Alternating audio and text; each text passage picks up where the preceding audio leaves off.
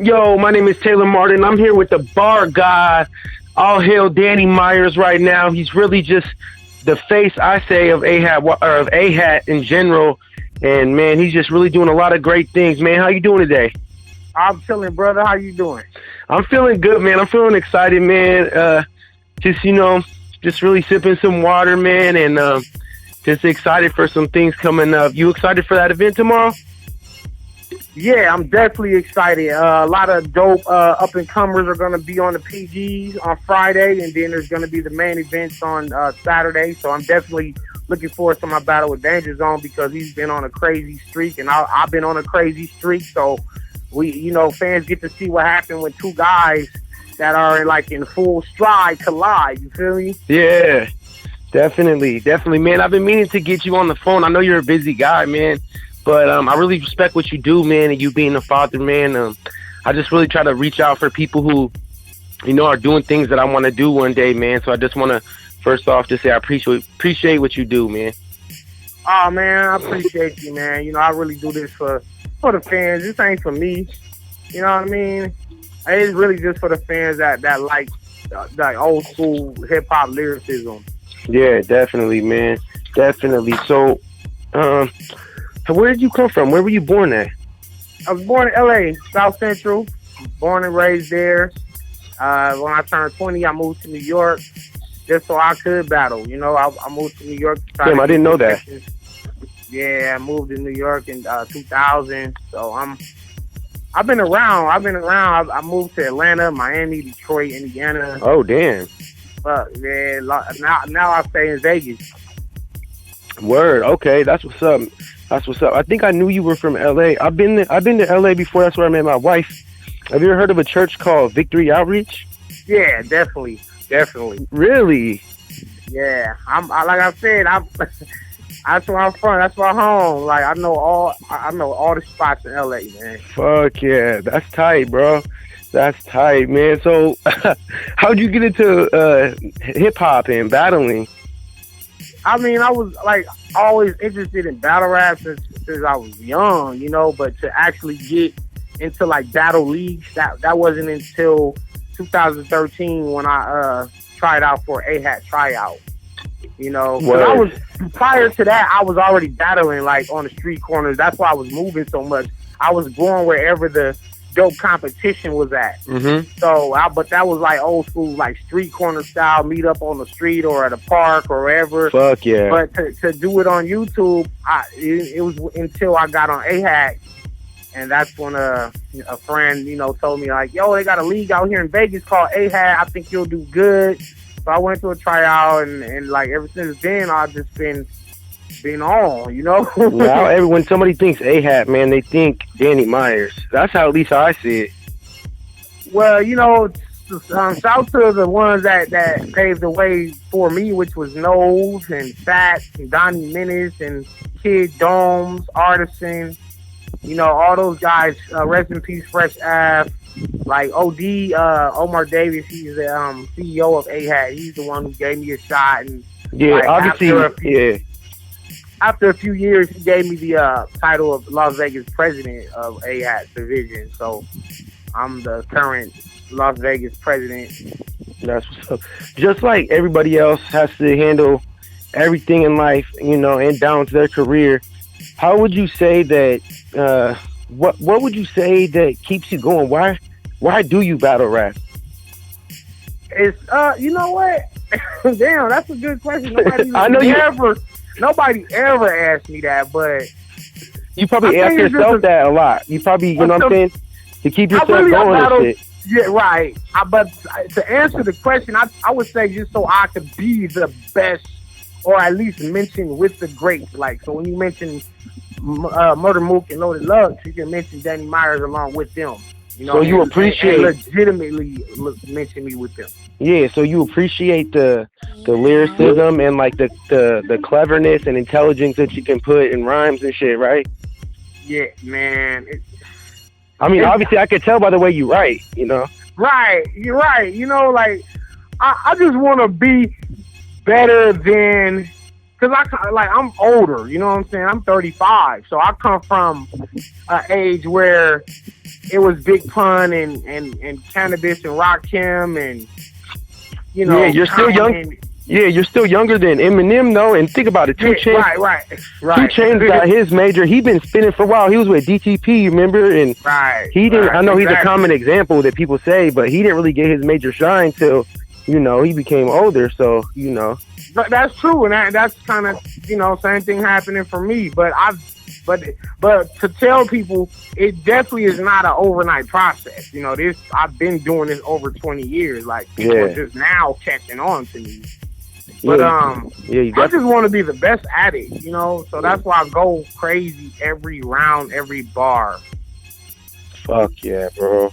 Yeah, it definitely takes consistency doing anything, because you gotta go through that test of time, because anybody could be hot for a moment, but to consistently be doing something, that's where I believe the greatness comes in, is longevity. I agree with you on that. Yeah, definitely. Because I'm definitely I would say one of the most consistent that ever did it. Because you don't really see a bad Danny Myers battle online. Like every battle that I have, whether you saw I won or lost, it was a dope showing by me. Yeah. So definitely. I go really hard with this. I take it very, very, very serious. Nah, man, I think you have to, bro. Like, whatever you're gonna do, I think you have to. Who's ever been great at anything, basketball, fucking science, whatever the fuck it is, you gotta fucking dedicate yourself to something and commit to something. So that's like, that's like jumping off the cliff. Like, there's no way back now. Like, you're already committed. Like making a public announcement of something, like, so it's like that. You know what I'm saying? Like, you fucking draw the line and say this is what it is, and just everybody else is gonna do what they're gonna do now. Have you ever felt, or have you ever thought about how you're on the stage and it's something about dissing us, this other brother, this other man? Have you ever thought about you might be pushing hatred or negativity into the world? Yeah, I think about that all the time, but at the same time, I realize this is all an act. It's just an act. This is acting. Like our rounds that we write, that's your script. So when they say, okay, round 1 is on you, then that's basically like the director saying action. And this is acting. So it's you know what I mean? You gotta I do want to promote more positivity into it to spread a message. Yeah. Because all we're talking about is killing each other and beating each other up and having sex with each other's wives and selling drugs and all kind of negative things. And I'll be like, sometimes I'll be thinking like, damn, man, and this is like total opposite of my actual mindset. Exactly. My mindset is exactly. My mindset is about peace and prosperity and all of us brothers coming together and making a movement. But we're in here entertaining the fans by talking about violence and killing each other. But I think it's better to do it that way than to actually be really out in the street killing somebody. That's the key, man. That's the key. Because, not everybody's a fan of it. So some people are like, hey, you believe in God. Well, then why are you over there trying to put this guy down? It's not trying to put this guy down. It's really like, this is the sport. This is the web. This is the life that God had for me. You know what I'm saying? This is where the network that I ended up in. So I got to make sure that That's exactly how I feel about it too. It's like, hey, this is a gift God gave me, so I'm gonna use it. Exactly, and I'm gonna use it. And at the end of the day, use it and turn it into something positive too. Yeah, it's like as iron sharpens iron, brother sharpens brother. Because the other people who are involved in this culture, they get it. They're in similar reasons. They have similar, whys of why they're there. You know what I'm saying? Right. So then they're all there for this similar shit. So that's why I'm trying to. That's why I'm trying to reach out and talk to people and. You know what I'm saying? Hear what they have to say, man. Do you believe in law of attraction? Yeah, I definitely do. Yeah, it's crazy, right? Like, whatever you think about, like, it's going to happen and manifest type shit. It manifests itself. Everything you think about, anything you put out there in the universe, it's going to come back. Yeah. It's going to come back to you in some form or another, depending on your positive energy or Come negative on. energy. Come on. Yeah, it's in the Bible too. And you know, even like karma, people say what goes around comes around. So it's like in all these different parts of the world. Right? So It's the same thing, the yin and yang, karma, and in whatever region of the world you look at, they all have similar philosophy. And so there, when you see that, that means there is truth to that. yeah, You like know what I'm saying? So, definitely, bro. Definitely, bro. and I 100% believe it's true. Like, if you be positive and put positivity out there, you're gonna get positivity back. Exactly. It's like if it didn't happen like that, if our brains didn't do that, it'd be complete utter chaos. Like we Utter wouldn't even chaos. be able to make a fucking sandwich because if we were like, oh, I'm gonna go make a sandwich right now, and then we fucking end up with our face in the toilet, like, you know, that wouldn't be anything. You know what I'm saying? We have to, whatever we think about, whatever we dream, if we just keep on thinking about, dreaming, whatever, it's gonna happen sooner or later. Absolutely. Fucking Absolutely. fucking crazy, bro. Well, man, you know what, man? Do you have any music out? Yeah, you can go on datpiff.com and search Danny Myers, and my music will pop up. I got music online right now. So Fuck check yeah. it out, download the CD. So it's actually a double mixtape. You can download that right now for free. So yeah, I'll definitely pop it. And I'll be putting out a new project next year for sure. I just been so busy with the battles. I haven't had time to be in the studio like I usually be. But I'm definitely going to be putting out a new project next year. Fuck yeah. How do you feel about Danger Zone right now? Who you about to battle? Oh, man, he's incredible. I think he's one of the, like, newer generation, like, Loaded Luxury. Him and Chilla, Daylight, myself, Rum Nitty, like, we're the new age of lyricism.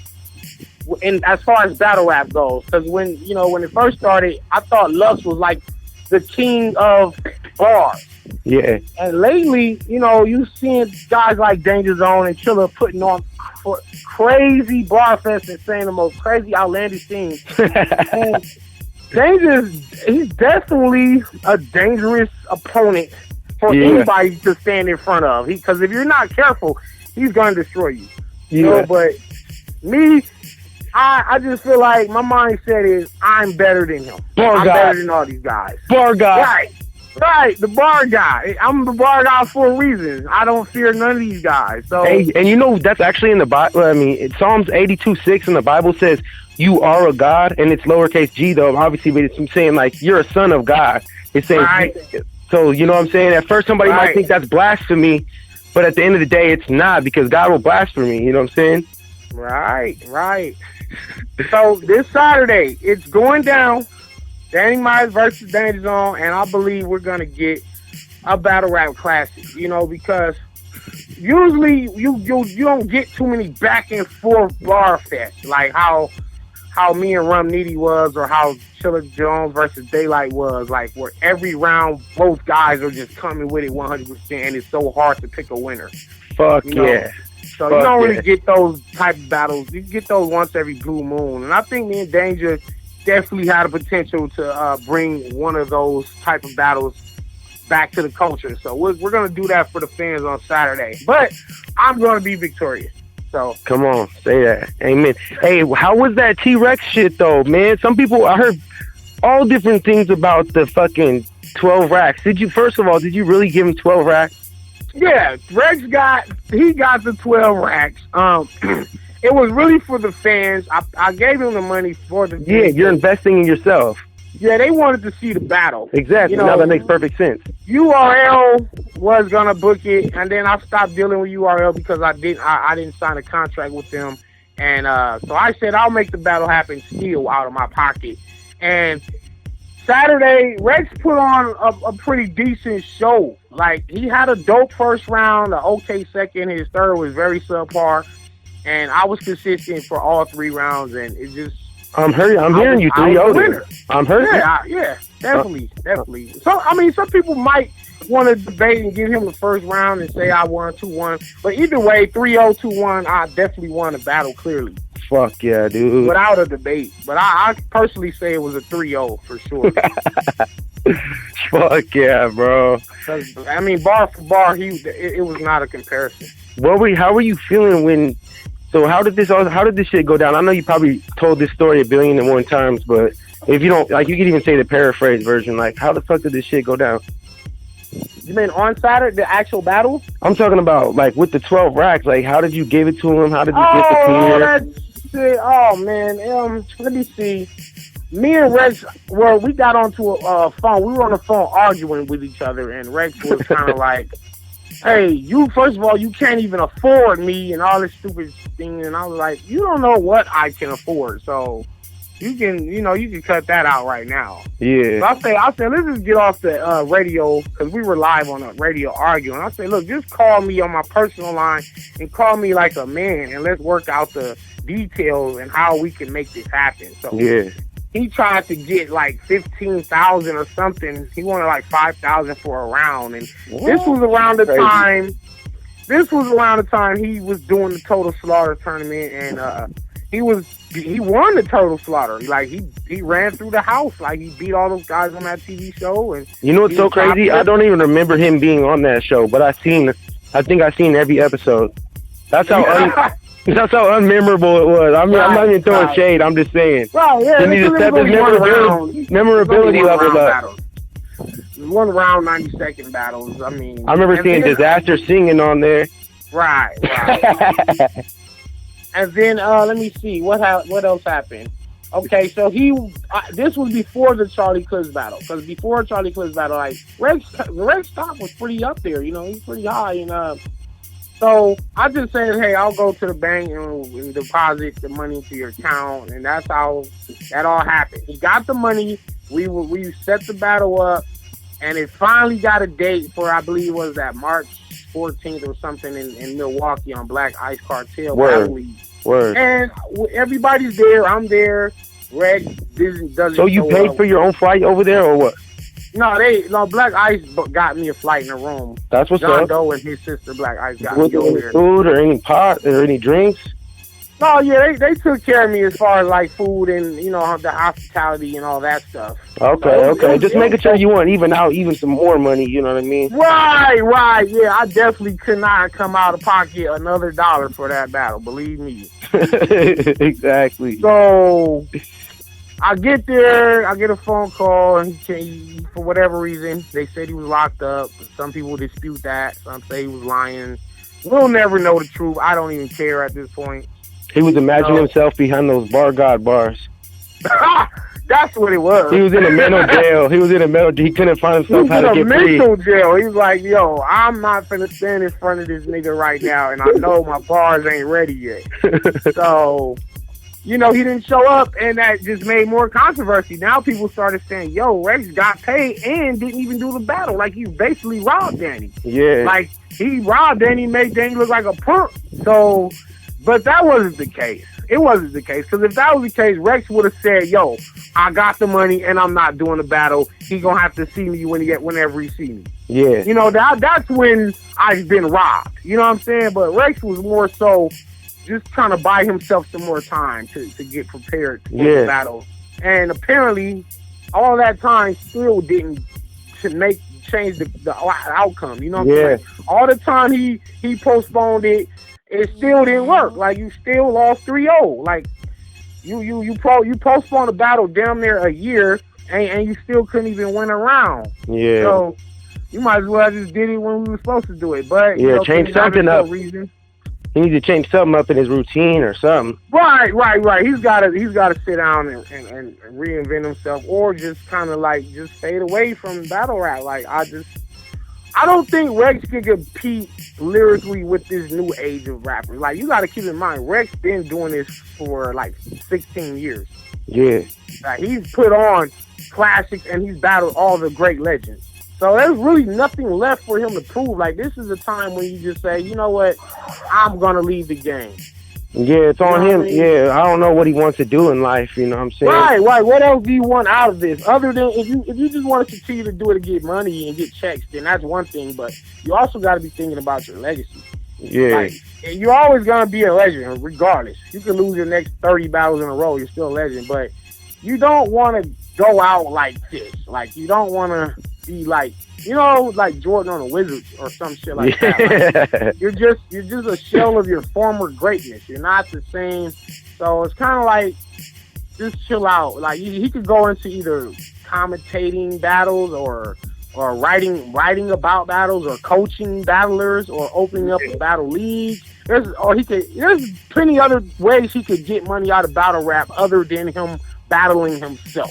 Because he's something about his passion. He's not like fully hearted with it anymore right now. It doesn't seem like. No, right now. That's what I think it is. Maybe it's sometimes as battlers you just don't have the motivation to battle certain people. But my thing is, anybody who's not motivated to battle me, I don't even know why you battle rap, because you already know what I'm going to bring to the table. Yeah. You know what I'm saying? Like, I'm coming with it. So if I'm a battler and I have to battle Danny Myers, I'm definitely going to be hyped up about it, and I'm going to write my best material possible. Yeah. Because I know what he's going to do. Maybe he's just being lazy and shit. That could be it. Hey, and that's their fault. If you get into a slump where you're lazy with it, you got to fall back, because the person on the other end of the stage is not going to be playing with you. Exactly. And you can't just support someone just because they battle rap, because they, then, you know what I'm saying? There's other people who put more time and more effort who actually deserve that glory. Right. So let the people that are hungry get up there and showcase their talent rather than you just taking up space. You might as well just be a part of the crowd and be a fan of the shit rather than trying to be an active battler if you're not. Why battle if your heart ain't in it? That's what I'm saying. Yeah, no, that's real shit. That goes with anything. That goes with anything in life. Like, if you don't love what you're doing, you're not having fun doing what you're doing, then don't do it. Yeah. You're just in the way. You're just in the way of somebody else who could deserve that opportunity to be where you're at. Exactly. That's what I've been asking myself the past, maybe like 2 years, man. Like, why? I heard this guy speak. I don't know if you heard of him, Tony Robbins. You ever heard of him? Nah. It's this guy who, man, it's just some guy, man. And he just said, ask yourself why a lot. Like, every single time you're in a conversation or, you're doing anything, when you wake up, ask yourself why you're here. You know what I'm saying? That'll bring you to what? Like, what the fuck am I supposed to do? Like, what am I trying to accomplish out of this? What do I want? Not in a selfish way, like, oh yeah, I'm going to go take from everybody and take from the world. But you have to know what you do want, how you do see your life, in opposition of how you don't. You know what I'm saying? Like, sometimes if you say you have to know what you want, they're like, oh, you're a taker. You know what I'm saying? Not necessarily. What if what I want is to give? You know what I'm saying? What if what I want is to contribute? You know what I'm saying? Right. You're absolutely right. So always ask myself, like, what the fuck do I want? What the fuck do I want every single time? You know what I'm saying? And, act accordingly to what I actually want, because, I don't want to be bullshitting people or not doing what I'm supposed to be doing with my time. But, hey, I got a question for you. How do you feel about this Drake and Meek Mill shit? Man, I feel you 100%. How do you feel about this Drake and Meek Mill shit? It's good. I think it's good for hip hop, because hip hop needs like a beef, like, because this is where battle rap comes from. Like, this is where the hip hop comes from. It's a competitive nature of the game. Like, this is so for a while. Let's just say after the Nas and Jay-Z, the Ether and the Takeover beef, like, right? Yep. And the Tupac and the Biggie beef, like, we really ain't had no beefs. Like, everybody's just been kind of doing their own thing and just chilling. Yeah. So I see it as a good thing, but I want to see Meek fight back. Like, I haven't seen. We're like, the whole world is waiting to see Meek respond. Like, you got to respond. Like, you don't have a choice. Your back's against the wall. You feel me? Like, if you don't respond, then your career's over. Like, you're done. Exactly. You're done. How do you feel about them battling? Do you think that they should? Do you think they should battle? Whether they do it on a track whether they got the beat behind it or they actually do it face to face like Smack style, it doesn't matter. That would be hard as fuck, though. I think that would be hard as fuck. I would put my money on Drake, because I think Drake's a little bit. Well, not even a little bit, but I think he's just better lyrically overall. He knows how to tap into emotions like a motherfucker. Yeah, he can beat Meek on a bunch of different levels, but Meek has more so of a street following. Yeah, and acapella. I think he has an acapella experience too. Like, if I'm not mistaken. Yeah, and that's another thing. Meek comes from the battle culture. Like, he's battled on the streets of Philly growing up. That's what I heard. So he's not no stranger to this battle thing, and that's why I'm surprised he ain't dropped a response as of yet. You know, I'm sure he's gonna respond. I wonder if he's coming out. Do you know if he's coming out with the tape anytime soon or anything? I don't know actually. So this he supposedly might be working on some music or whatever, but we'll see. Yeah, because it might be, you know, like a, you know, publicity stunt thing. You know what I'm saying? Like, right. Like both of them. Like, it could just be a setup just so they both can get themselves popping and get more money out of the game. But that's what I was thinking too recently about the Lil Wayne and Birdman thing, because I was thinking how smart they are and how business savvy they are. Like, that does nothing but get more attention on them. And then the 48 Laws of Power, the 6th power says court attention at all costs, even if it's negative. At least it's still in the public eye. Right, absolutely, and that is the 6th law, and I do believe that, and that's why Daylight does the thing he does. Daylight does the things he does. Like, he the homie too. Like, but he'll do some outlandish stuff, whether it's controversial. He'll say gay stuff, or he'll dress up like a girl. Whatever he's gonna do, he's gonna make sure he's in the public eye, and he's gonna keep his buzz up. And it's been working. Like, the guy's been on World Star several times. He's been on TV shows. He's been talked about in the news media. He's transcended battle rap. Like, he's past a battler. Like, this guy is like worldwide famous from trolling and from doing crazy stuff. So that law is true. If you look at that law and look at what Daylight does, that he is the 6th law. Yeah, that's real shit. Yeah, he's a good example of that. You know who else was good at that? Eminem. He's good at controversy. Oh, of course. Yeah, he's gonna say some crazy shit that nobody else is gonna say, and he says it, and he don't care. You know, he don't care if he's got activist groups coming after him. He don't care if people trying to sue him he don't care. So, but it's worked out for him. Look at him. Look at his position. Look, exactly. Controversy is one of those things that sell. Controversy, just saying some shit where people could side on either ways. The man is rich. Just look at his bank account, and you'll see that what he's doing works. Hey, how do you feel about white people saying nigga? I don't know. That's so subjective. Some people are like totally against it. To me, I'm really not, because it's just a word. You know what I mean?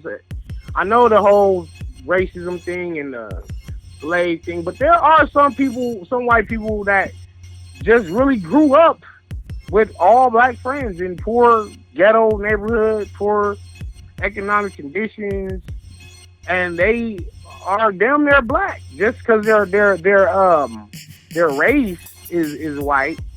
You have some white people that are black. You know what I'm saying? Like, yeah, it's like, or they're more in that culture of, you know, exactly. I truthfully don't have a problem with it. You know, as long as it's not used in. Because you know there's different ways you can use that. Yeah, you're not saying ER. You're not saying it like with a harsh ER at the end or trying to. There's ways you're saying it like a friend. You know what I'm saying? Like, hey, what's up, bro? Like, you're really trying to strip away the negative context of it. Right. Really trying to break down the barriers. A lot of my homeboys that are black call white people they niggas. Exactly. You're trying to break down the barriers.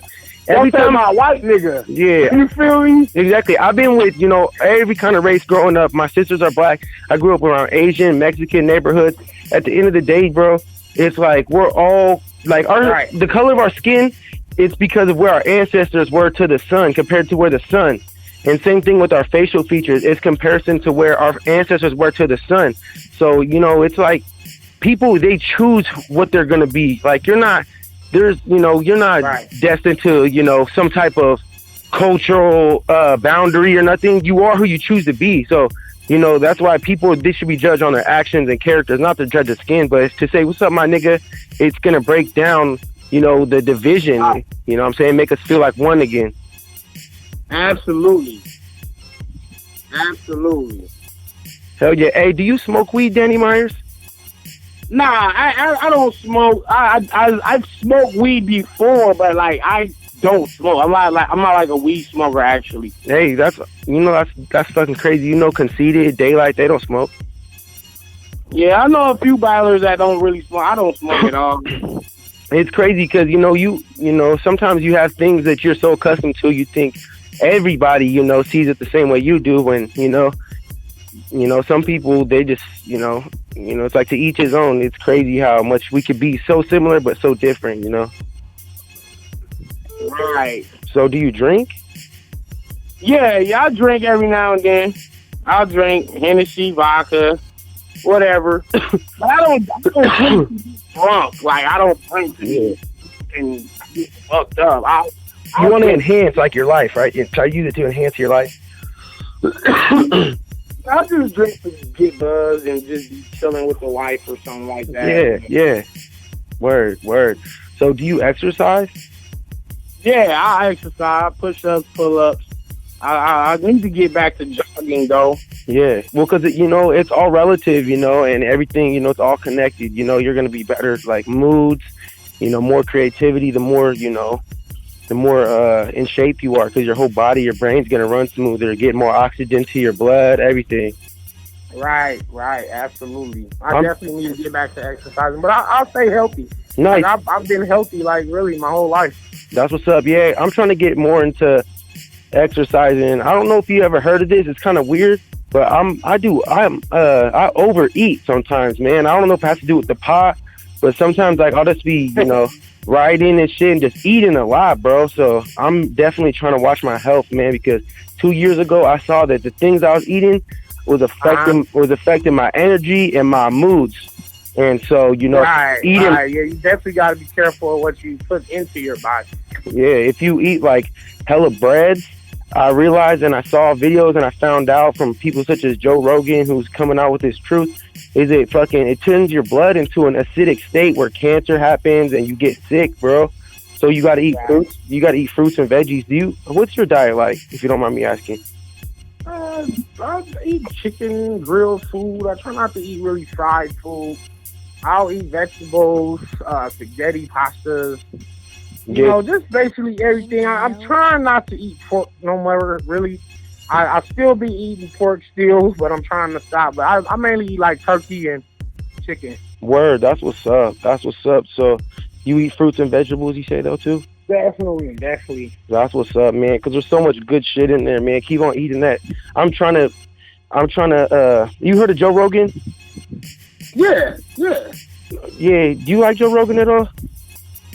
I've seen him on Fear Factor and a couple other things. Yeah, I like the dude. He's cool. Yeah, well, he was saying this thing about what you eat. It makes difference. We all have bacteria in our stomach, and whatever we've been eating the past month, it asks for that same bacteria.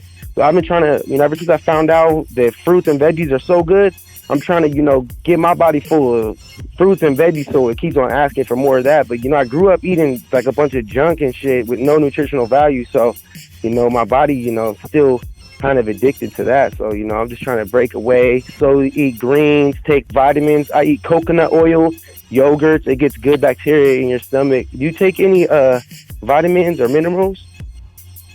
Definitely used to take like iron pills, vitamin C. I eat wheat germ. I still eat wheat germ, actually. Word, that's what's up. What's that? What's wheat germ? It's like you can buy it by itself, but it's like I don't know. You just gotta look it up. Just Google wheat germ. I eat that, and it actually makes you stronger and healthy. So. Fuck yeah, bro. Fuck yeah. So, do you believe in God, Danny Mars? Yeah, I believe in God. It's weird because. Man, it's weird. I definitely believe in God and Jesus. I do, but then there's like all of the religions. I'm just trying to understand and study religion. Like, you know what I'm saying? So it's like I'm spiritual, but not so much religious. You know, if definitely. That makes sense. Hey, that makes perfect sense because Jesus was coming with the spirit, and the religious people were the people who killed him because he didn't fit their religious laws. That's what I'm saying. I'm not so sure I'm like like in tune with religion per se, but You're not as far as supposed to. spirituality, Religion is a man-made thing, so don't, you know what I'm saying? You're on the right path. yeah, I definitely want to learn more and know more about that. But there's so many different opinions on, and that's where all the confusion come in, because everybody got their own opinion or own interpretation of what this means or what that means. So I can tell you this: 10 different pastors can read you the same quote from the Bible, and they'll all have 10 different meanings of what it meant. Yeah. So I think at the end of the day, you got to kind of look for yourself and see what it means to you. Yeah, exactly. You know what I mean? Because I don't think there's just no one set way of thinking or just one set way of religion or whatever. You just gotta look for the answers yourself and see what makes sense to you. Yeah, definitely. I think that's the whole man. I think that's the whole purpose, you know, is that you get to experience it for yourself. Right, yeah, you gotta get to know God and the universe and all that on your own. Yeah, definitely. I don't think you could just follow whatever they're telling you. Yeah, that's when shit like Jim Jones happens. You ever heard about that? Yeah, exactly. All those people follow him, and they all die following a man. Yeah, you know what? That church that, you know, we talked about, or that I mentioned earlier, you know, I appreciate it. You know, it taught me a lot of principles and, you know, some disciplines that I didn't get, you know, anywhere else growing up. But, you know, thank God that there was, you know, a business or a ministry such as, you know, that church. But, you know, they're a little bit like that, too. Not to take away from any of the good things they do, but they can get a little cultic, too. Like, if you know. Church be like that, man. Church be like that, man. But, like I said, that's such a touchy and subjective topic. Like, I just be trying to stay away from that. But I do want to spread positivity. I do want to spread that. Like, I want to spread being good to yourself and to others. Trying to learn what God is, whatever God is to you. The golden rule. Gotta at least seek Him, and I think God gonna open Himself up and reveal Himself to you. Yeah, like you heard of the golden rule? Yeah, exactly. Yeah, I fuck with that. Fuck yeah, bro. Well, man, I appreciate your peace of mind, bro, and I appreciate your time. You think anytime in the near future I could contact you for a part 2? Yeah, definitely. Just hit me anytime. I'll be free. Fuck yeah. All right, bro. Hey, well, I appreciate that. Is there anything you want to say to fans out there, people listening, people watching you? Yeah, just be good to one another and follow your passion and just think positive. Stay active and work at what you want to achieve in life. And it's going to come to you. Amen. Bar God, everybody. About to go in on Danger Zone in 2 days. Make sure you guys check out his music. Make sure you guys look up his battles on YouTube. Add him on Facebook. And are you on Twitter or Instagram? Yeah. Molotov Myers on Twitter and Instagram. That's MOLOTOV. Word. MYERS. So just look me up, get at me, and you know I'm always reachable. Fans can reach out and talk to me. So I'm not one of those Hollywood type of guys. Fuck yeah, bro. I appreciate everything, big bro. And do work, man. I appreciate you, man. I'm going to watch that shit as soon as it comes out. All right, for sure, man. And be on the lookout for me versus Excel later on today. Yep. Hell yeah. All right, for sure. Shalom.